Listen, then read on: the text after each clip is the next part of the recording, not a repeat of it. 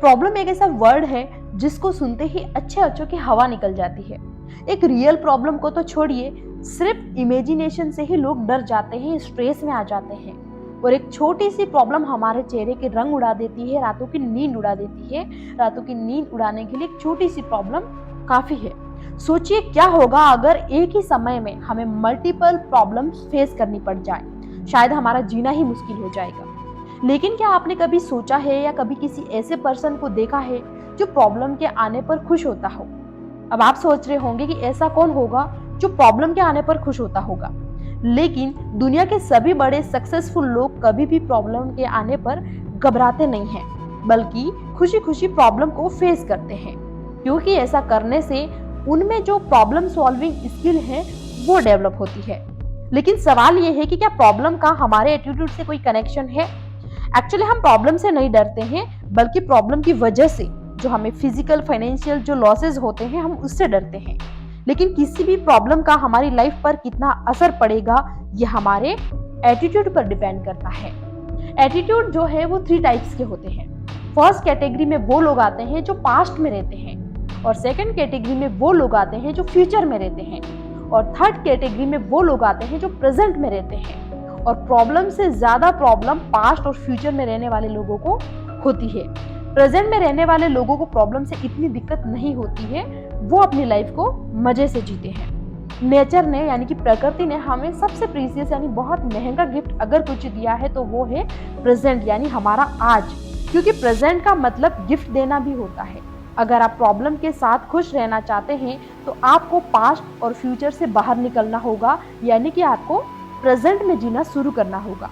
अब देखते हैं कि आप अपनी समस्या को कैसे सॉल्व कर सकते हैं।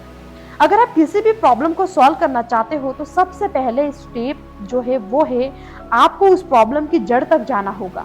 आपको ये पता लगाना होगा कि एग्जैक्टली प्रॉब्लम है क्या, और किसी भी प्रॉब्लम की जड़ का पता लगाने का सबसे बेस्ट वे है वो है वे थेरेपी। अब फिर आप सोच रहे होंगे कि वे थेरेपी क्या है। वे थेरेपी मतलब क्यों से पता लगाना, यानी कि व्हाई। अगर हम बार बार ये पूछे कि जो भी हुआ वो क्यों हुआ, हम प्रॉब्लम की जड़ तक पहुंच सकते हैं।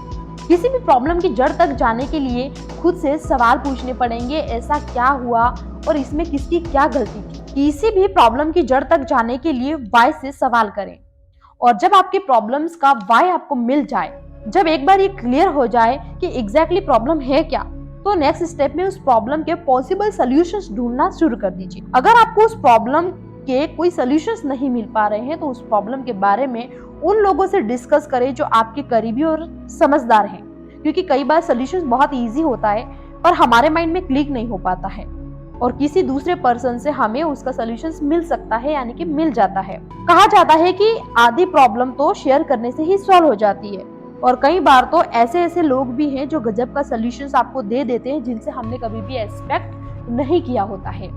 किसी भी प्रॉब्लम का आपके खुद के पास भी कुछ न कुछ सॉल्यूशन होता जरूर है, यानी कि हर ताले की एक चाबी होती है।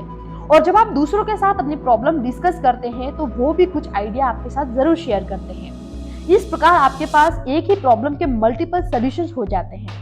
अब आप सारे सॉल्यूशंस तो इम्प्लीमेंट कर नहीं सकते, इसलिए आपको क्या करना है कि आपके पास जितने भी सॉल्यूशंस हैं उनका एक पेपर पर लिख लीजिए और बारी बारी से सभी सॉल्यूशंस को रिव्यू करें, और उसमें से जो भी सॉल्यूशंस आपको बेस्ट लगे उसे आप अप्लाई करें।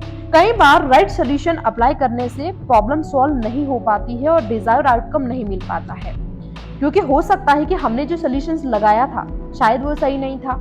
इसलिए किसी भी सॉल्यूशन को इम्प्लीमेंट करने से उसका क्या आउटकम आ रहा है उस पर नजर रखें, और उस पर नजर रखें ताकि पता चल सके कि प्रॉब्लम सॉल्व हो भी रहा है या नहीं, क्योंकि अगर गलत सॉल्यूशन लागू हो गया तो प्रॉब्लम और भी ज्यादा बढ़ सकती है।